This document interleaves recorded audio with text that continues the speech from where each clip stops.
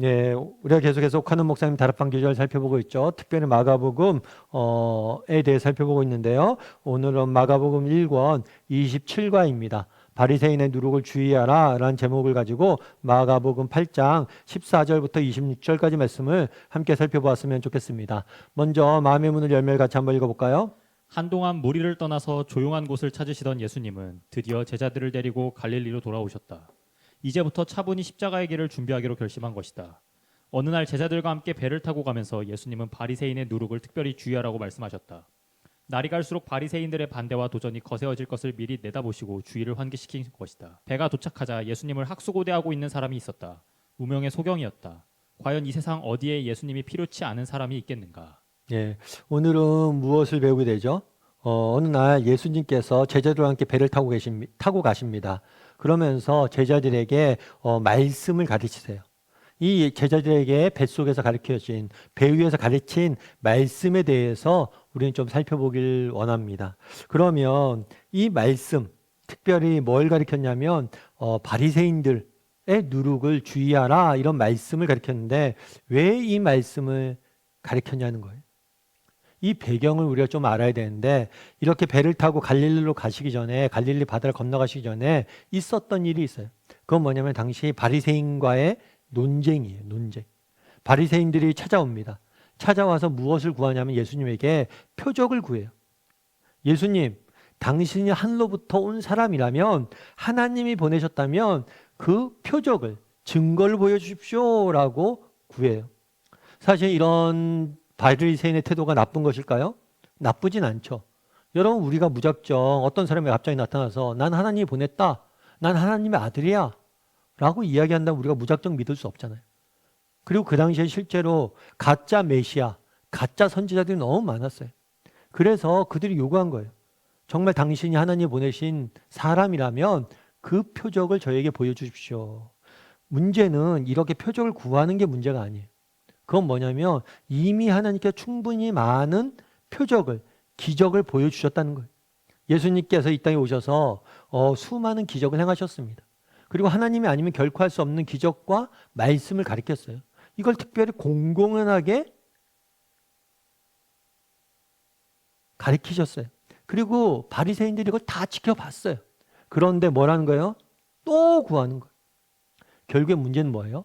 바리새인들이 믿을 마음이 있는 거예요? 없는 거예요? 믿을 마음이 없어요.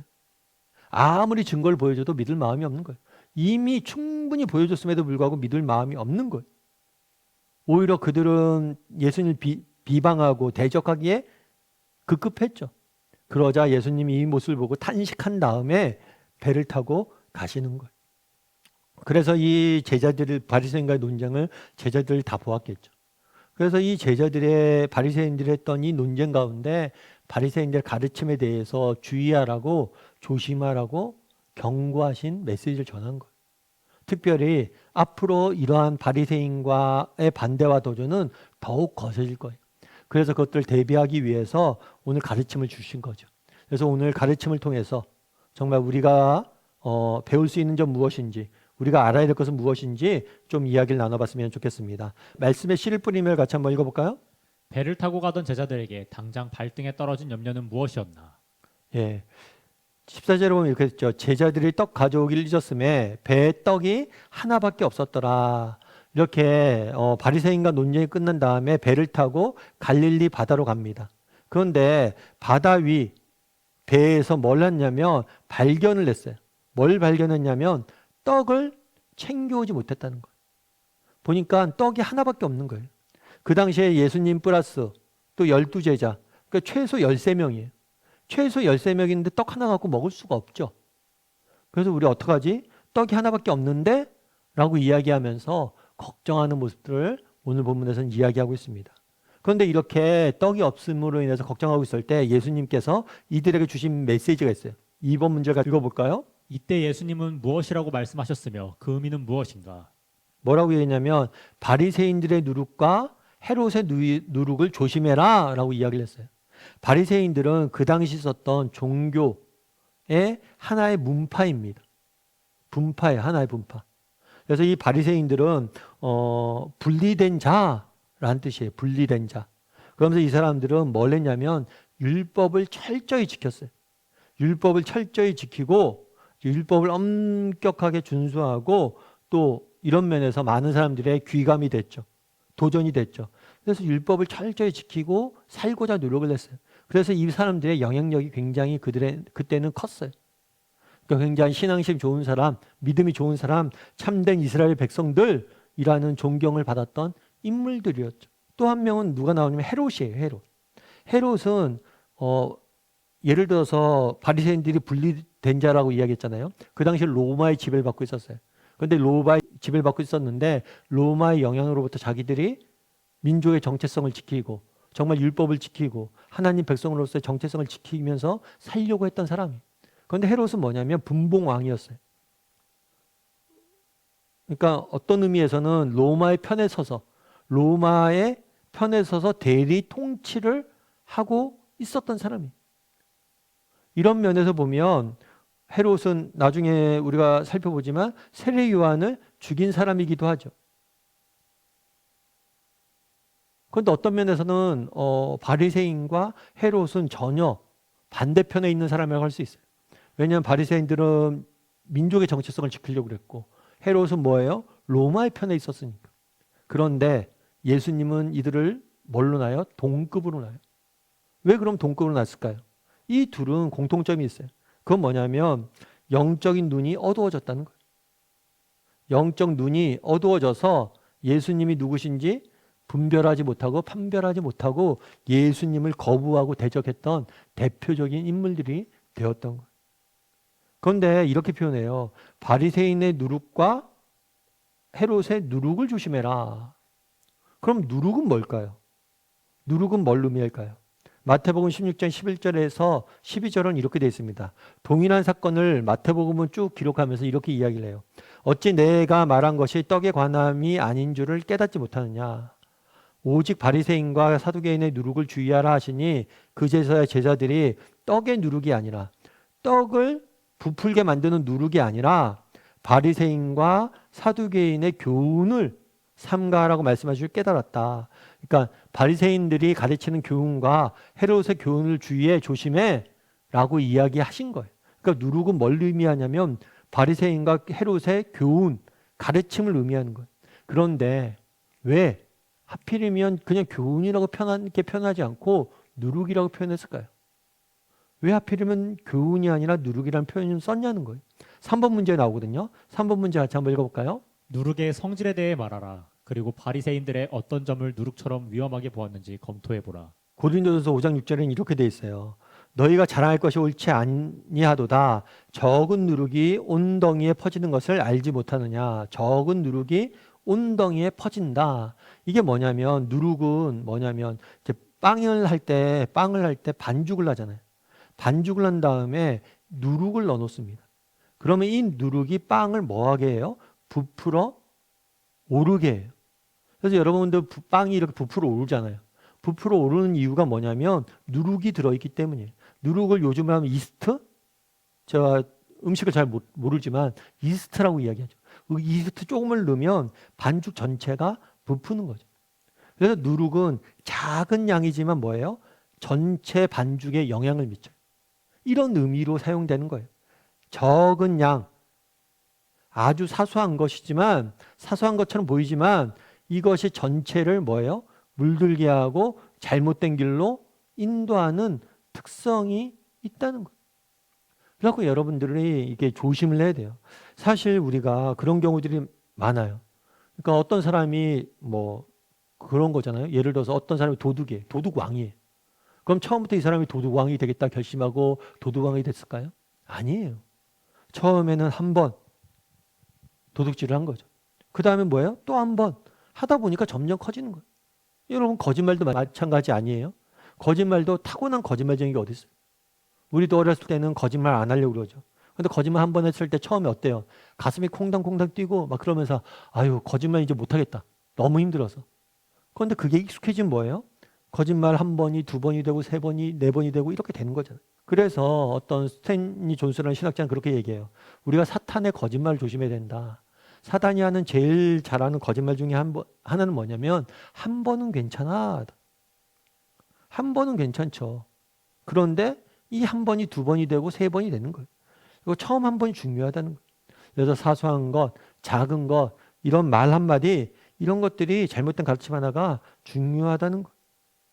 그러면 이 누룩의 비유인데 누룩의 비유한 또 다른 이유가 있어요. 그건 뭐냐면 구약에서 누룩은 악의 상징으로 쓰이는 경우들도 있었어요. 구약 성경에 보면 어떤 제도가 있냐면 유월절이라는 제도가 있습니다. 유월절 전에는 유월절은 뭐냐면 애굽에서 이스라엘 백성들이 해방된 것을 기념해서 지키는 날이에요. 그런데 유월절 전에는 무교절을 지켜야 돼요. 일주일간. 그럼 이 무교절은 뭐 하는 날이냐? 이 무교절은 누룩이 들어가지 않은 빵을 먹는 날이에요. 일주일 동안 누룩이 들어가지 않은 빵을 먹어요. 그럼 왜 누룩을 넣지 않고 빵을 만들었느냐? 무교병을 먹느냐? 그것은 애굽으로부터 급하게 빠르게 탈출하기 때문에 그런 거예요. 만약 이스트를 넣고 부풀기 기다린다면 애굽에 더 머물다가 탈출을 못하니까 빨리 빠져나와라, 이런 의미로 무교병을 먹게 했어요. 동시에 애굽에 있는 모든 것을 뭐예요? 버리고, 그러니까 애굽의 가치관, 애굽의 잘못된 습관, 잘못, 이런 것들 버리고 그 땅을 떠나라는 의미도 담겨져 있는 거예요. 그래서 누룩은 잘못된 것을 의미할 때, 악을 의미할 때 사용되기도 했어요. 그래서 잘못된 가르침을 상징하기 위해서 누룩을 쓴 거예요. 두 가지 의미에서 누룩을 썼냐? 작은 것이 큰 것을 부풀린다는 것들을 강조하기 위해서, 또 잘못된 가르침을 강조하기 위해서 누룩을 쓴 거죠. 그러면 구체적으로 바리새인들의 잘못된 교훈은 뭘까요? 우리 누가복음 12장 1절부터 3절까지 말씀을 같이 한번 읽어볼까요? 그동안에 무리 수만 명이 모여 서로 밟힐 만큼 되었더니 예수께서 먼저 제자들에게 말씀하여 이르시되 바리새인들의 누룩 곧 외식을 주의하라. 감추인 것이 드러나지 않을 것이 없고 숨긴 것이 알려지지 않을 것이 없나니 이러므로 너희가 어두운 데서 말한 모든 것이 광명한 데서 들리고 너희가 골방에서 귀에 대고 말한 것이 지붕 위에 전파되리라.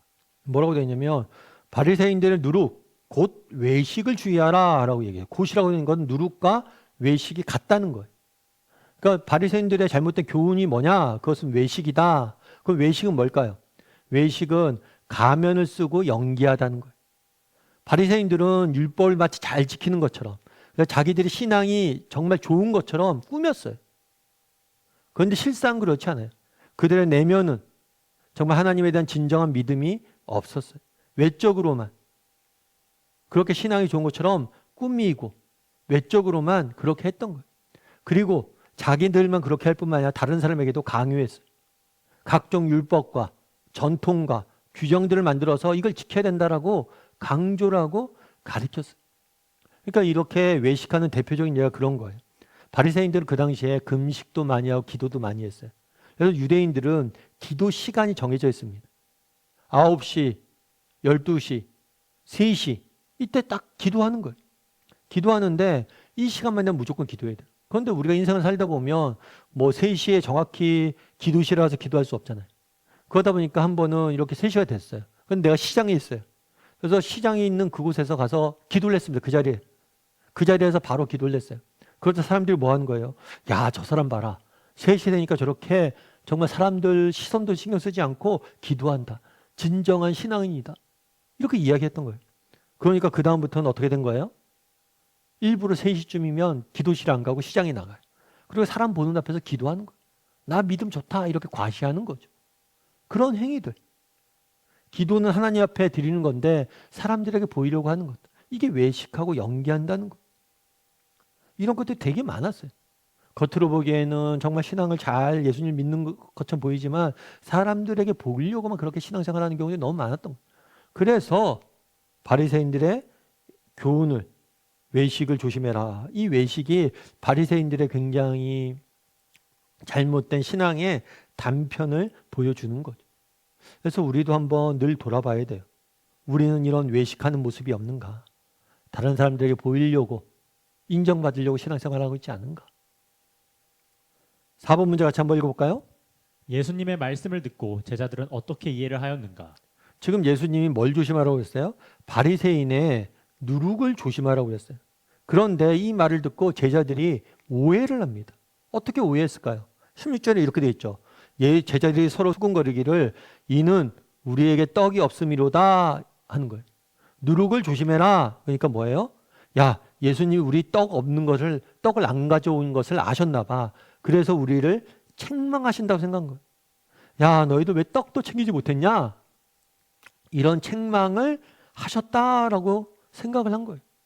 근데 생각해 보면 이게 되게 이상한 얘기잖아요. 아니, 분명히 지금 예수님은 교훈에 대해서 바리새인들의 잘못된 가르침에 대해서 이야기하는데 이 사람들은 진짜 먹는 떡과 관련해서 떡을 챙겨오지 않음을 지적했다고 생각하는 거잖아요. 이게 이상하잖아요. 어떻게 이렇게 생각하지? 이상한 생각이 들어요. 그런데 우리가 여기서 한 가지 알 수 있는 게 있어요. 그건 뭐냐면 이 사람들이 지금 어디에 관심이 있어요? 떡에 관심이 있는 거예요. 지금 떡을 챙겨오지 못한 걸 발견한 거예요. 그래서 온통 신경이 어디에 가 있는 거예요? 떡만 가 있는 거예요. 떡에 대한 걱정과 염려가 가득하니까 어떤 이야기를 해도 뭐예요? 떡 이야기로 듣는 거예요. 우리도 종종 그런 경우가 많잖아요. 우리가 어떤 분야에 관심이 있고 어떤 분야에 염려가 되고 어떤 분야에 불안해지면 모든 얘기가 마치 깔때기처럼 그 얘기를 다 들리잖아요. 그날의 제자들도 그랬던 거예요. 떡에 대해서만 관심 갖고 있으니까 예수님의 얘기가 떡이 아니라 정말 영적인 교훈에 대한 것인데도 떡으로만 이렇게 듣고 있는 거예요. 그래서 우리가 성경을 읽을 때나 대인관계할 때도 조심해야 돼요. 내가 어떤 특정 분야에 관심을 갖는 게 좋아요. 그런데 이 특정 분야에 관심을 갖고 있잖아요. 그럼 다 그걸로만 들려요. 그러다 보면 뭐 할 수 있는 거예요? 오해할 수 있는 거예요. 특별히 요즘은 유튜브들이 발전하면서 확증 편향이 많이 일어나잖아요. 내가 어떤 거에 관심 있으면 계속 관심 있는 건 보여주잖아요. 그럼 더 빠져들게 해요, 그거에. 그래서 우리가 조심해야 돼요. 내가 관심 있는 분야가 있다면 내가 오해하기가 되게 쉽다. 내가 특정 분야에 관심을 갖고 있다. 그럼 되게 오해하기가 쉽다는 거예요. 그리고 또 한 가지 여기서 우리가 알 수 있는 중요한 영적인 원리가 있는데 그건 뭐냐면 이런 거예요. 여러분 우리가 가끔 성경을 읽을 때 내 상황에 말씀을 맞추는 경우들이 있습니다. 내 상황에 맞는 말씀을 찾거나 말씀을 들을 때 자꾸만 내 상황에 맞추려고 그래요. 그래서는 안 돼요. 나의 상황에 맞는 말씀이 아니라 내가 말씀에 맞춰야 돼요. 내가 말씀에 맞춰야 돼요. 말씀에 나를 비춰봐야지 내 상황에 말씀을 비춰보면 안 돼요. 그래서 자꾸만 내 관심사에 맞춰서 말씀을 찾고 읽다 보면 뭐예요? 말씀도 오해할 수가 있어요. 그런데 실제로 예수님이 무엇을 말씀하시고 했냐? 그거에 내 관심사 자체를 조정할 필요가 있다는 거예요. 그런데 제자들의 이런 모습이 단순히 관심이 떡이 없는 그런 불안과 걱정, 염려에 맞춰져 있기 때문만 아니에요. 보다 근본적으로 이들이 이런 걱정을 하는 보다 근본적인 문제가 있어요. 그럼 이들이 가지고 있었던 문제는 뭘까요? 우리 5번 문제 같이 한번 읽어볼까요? 사실 제자들은 예수님과 함께 동행하는 이상 무엇을 먹고 마실지는 전혀 걱정할 필요가 없었다. 왜 그런가? 예수께서 아시고 이르시되 너희가 어찌 떡이 없으므로 수군거리느냐 아직도 알지 못하며 깨닫지 못하느냐 너희 마음이 둔하느냐 책망을 하세요. 너희가 왜 떡이 없다고 수군대냐 그걸 갖고 왜 불안해하고 염려하고 걱정함으로 내 이야기를 오해하느냐 그러면서 이렇게 이야기하죠. 내가 떡 5개로 5,000명을 떼어줄 때 조각 몇 바구니를 거두었느냐 이르시되 12입니다. 또 7개를 4,000명에 떼어줄 때 조각 몇 광주를 거두었느냐 7입니다 라고 이야기해요. 예수님께서 무리들을 먹이신 적이 있어요. 한 번은 5,000명, 한 번은 4,000명을 먹이셨어요. 이때 5,000명을 먹을 때는 유대인들 중심으로 모여 있었어요. 4,000명을 먹을 때는 이방인 지역에서 먹이셨어요. 그때 먹이실 때 떡 5개로 5,000명을 먹이셨어요. 그리고 떡 7개로 4,000명을 먹이셨어요. 뿐만 아니라 떡 5개로 5,000명을 먹이시고 12바구니가 남았어요. 그리고 떡 7개에서 4,000명을 먹였을 때는 7광주리가 남았어요. 이미 그들은 뭐예요? 경험한 거예요. 뭘 경험했어요? 하나님이 자기를 다 먹이시는 걸 경험했어요. 따라서 자기들이 먹을 게 정말 없잖아요. 그럼 뭐예요? 하나님 먹이실 거 아니에요. 예수님과 함께 있는데 먹을 거 걱정해서 돼요? 예수님께서 어떤 분이세요? 떡 5개로 5,000명을 먹이신 분이에요. 떡 1개 있는 거 뭐가 걱정해요? 떡 1개로 1,000명은 먹으실 텐데. 아무런 이런 경험들 속에서 염려할 이유가 없음에도 불구하고 뭐예요?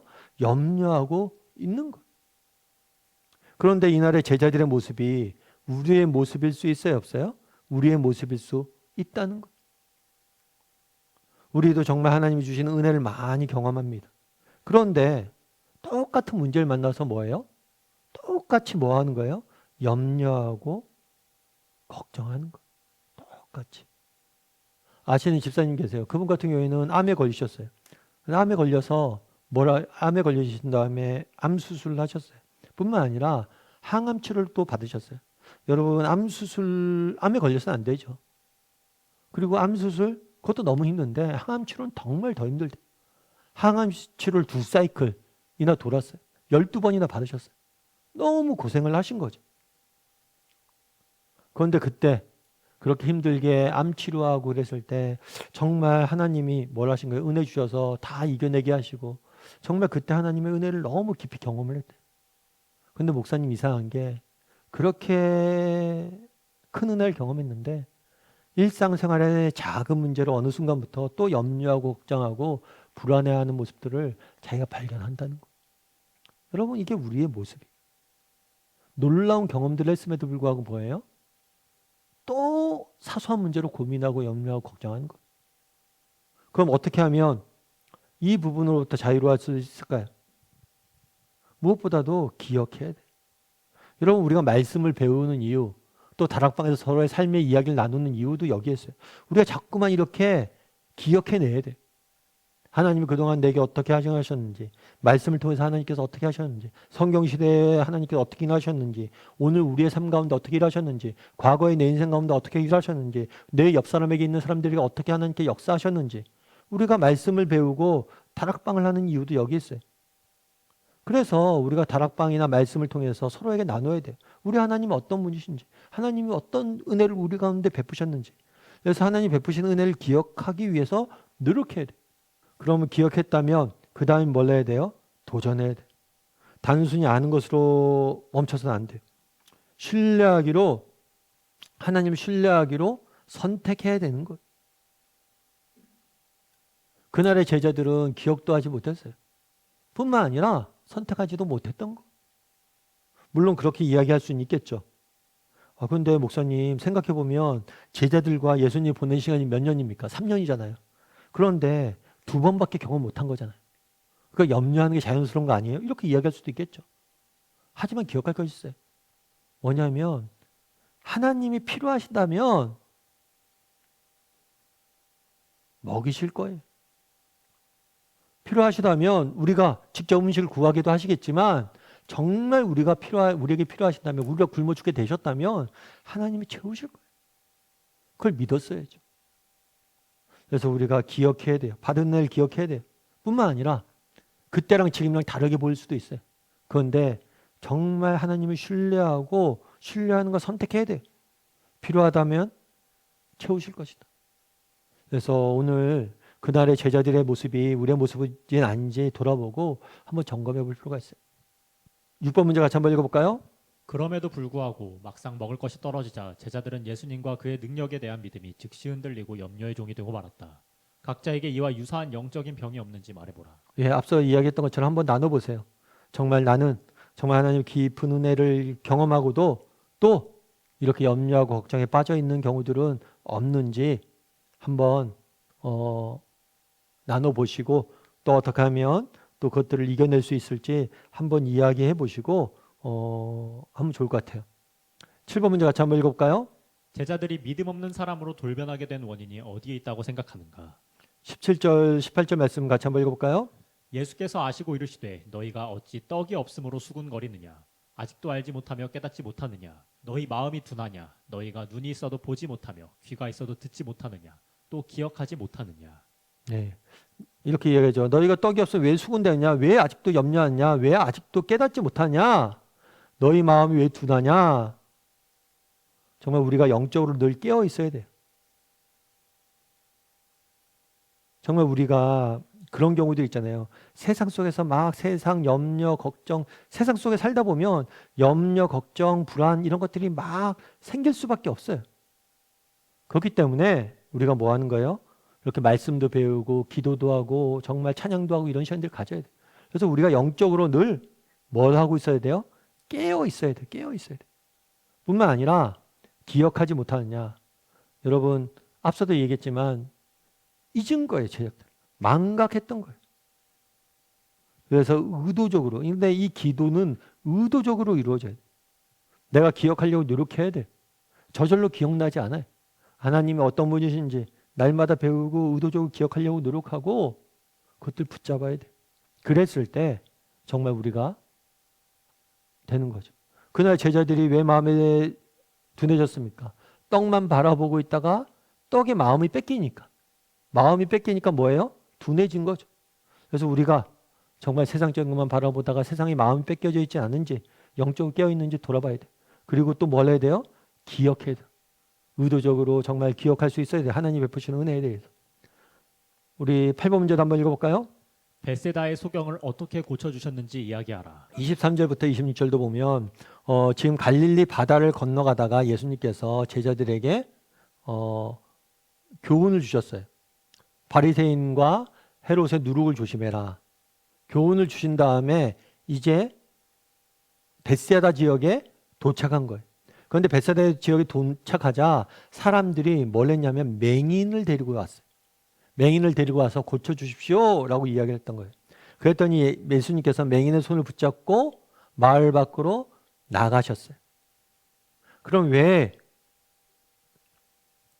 맹인의 손을 붙잡고 밖으로 나가셨을까요?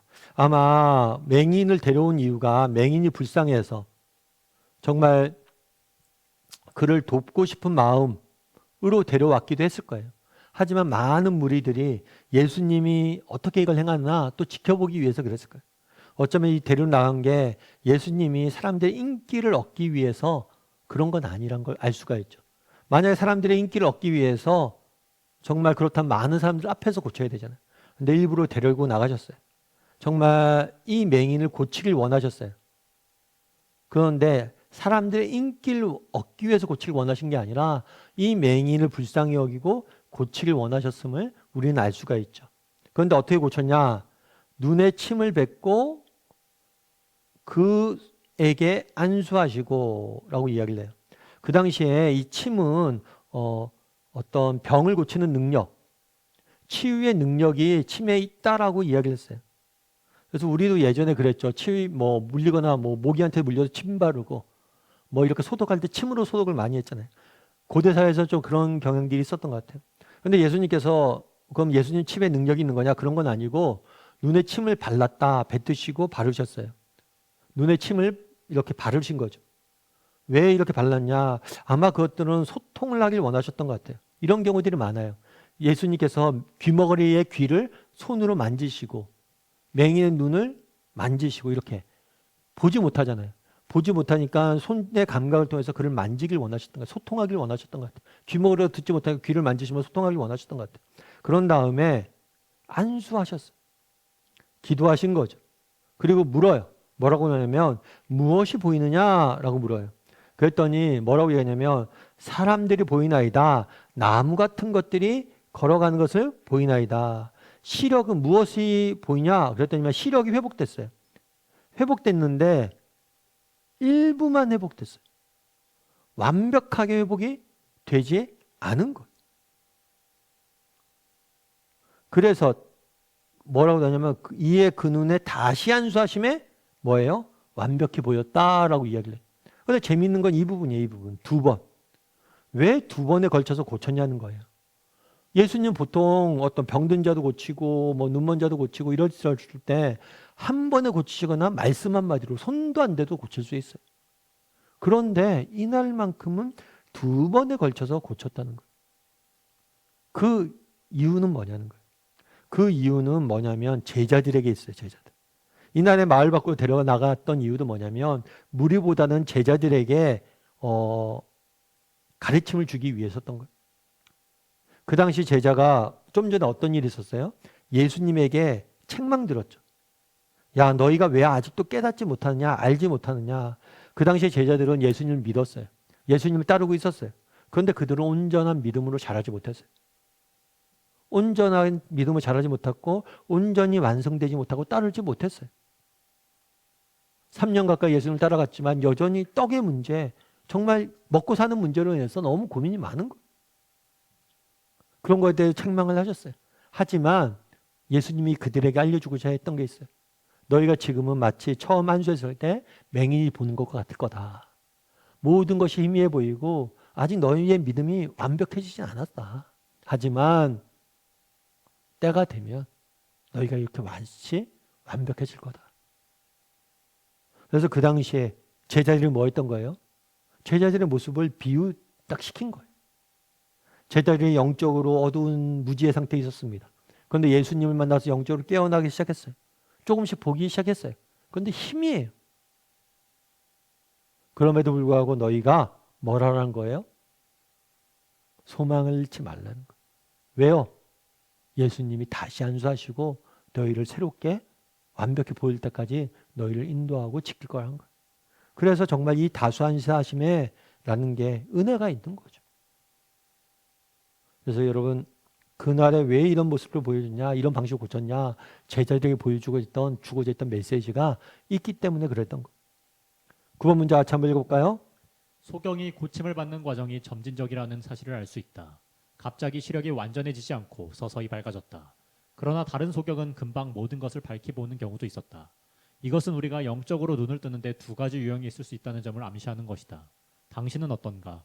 영적으로 갑자기 눈을 뜨게 된 사람인가? 아니면 서서히 눈을 뜬 사람인가? 각자의 체험을 가지고 은혜를 나누어 보라. 여기 누가복음 18장에 보면 이렇게 돼 있죠. 곧 보게 되매.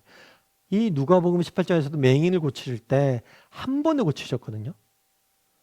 바로 즉시 봤어요. 그런데 오늘만큼 뭐예요? 점진적으로 고쳤다는 거예요. 그래서 예수님을 믿을 때 정말 영적으로 갑자기 눈을 뜨게 되는 경우도 있고 서서히 눈을 뜨게 되는 경우도 있어요. 이거는 무엇이 옳다 그르다 할 수 없어요. 그런데 두 가지 경험이 있으니까 당신은 어떤 스타일인지 그리고 이런 은혜들을 한번 나눠보면 좋을 것 같아요. 어떤 스타일인지. 저는 어떨까요? 저는 되게 재밌는 게 저는 이렇게 두 가지를 또 다 경험했던 것 같아요. 뭐냐면 두 가지를 다 경험하면 완벽하진 않지만 제가 이제 처음에 예수님을 믿었던 건 중학교 때였어요. 중학교 때 정말 어머님이 이제 교회 다니기로 결정하면서 저도 이제 교회 나가기 시작했던 거죠. 저도 교회 나가기 시작했는데 교회 나가기 시작해서 교회에 이제 다니고 그러면 서서히 믿음이 제 안에 차지했던 것 같아요. 매주일 교회 나가서 말씀 배우고 또 친구들과 학생회 섬기고 막 이러면서 믿음이 내 안에서 서서히 자라났던 것 같아요. 그러다가 대학교 때는 교회를 떠났어요.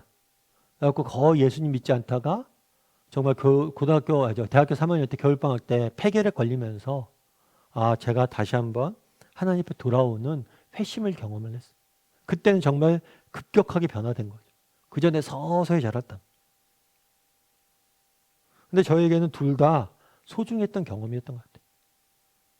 그리고 이 경험들을 통해서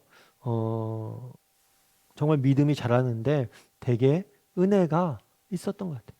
그래서 각자 어떤 경험들이 나는 어떤 스타일인지 한번 나눠봤으면 좋겠어요. 그리고 이 두 가지 스타일 다 다른 은혜가 있는 거죠. 그래서 어느 쪽에 가까운지. 그리고 이게 어떤 사람은 계속해서 서서히만 깨닫고 어떤 사람은 갑자기 깨닫게 되고 늘 항상 갑자기 깨닫고 그러지는 않는 것 같아요.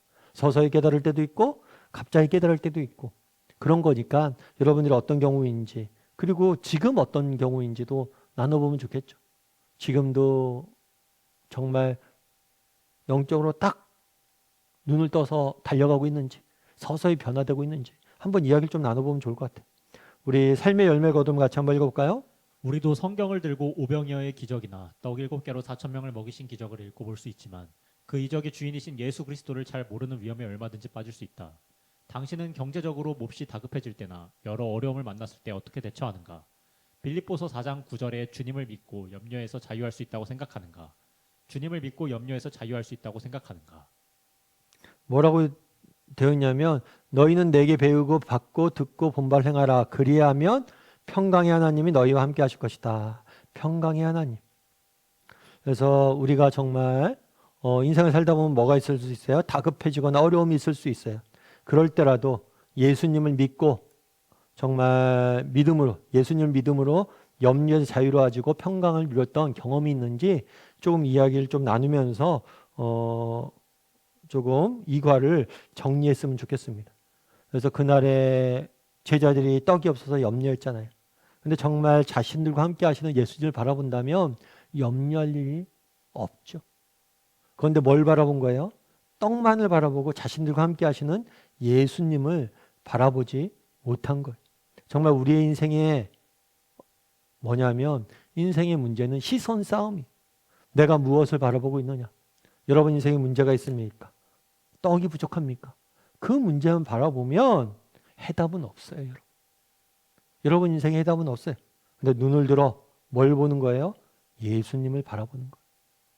그러면 우리 인생에 해답이 생기는 거예요. 그래서 문제가 아니라 정말 예수님을 바라봄으로 평강을 누린 적이 있는가? 정말 인생의 문제 앞에 고민되고 있었는데 정말 하나님 앞에 기도할 때 정말 하나님을 기도하면서 하나님을 의지하고 하나님을 바라보니까 정말 그때 평강을 누렸던 경험이 있는가? 이런 이야기를 조금 한번 나눠보면서 한 과를 이번 과를 마무리하면 좋을 것 같습니다.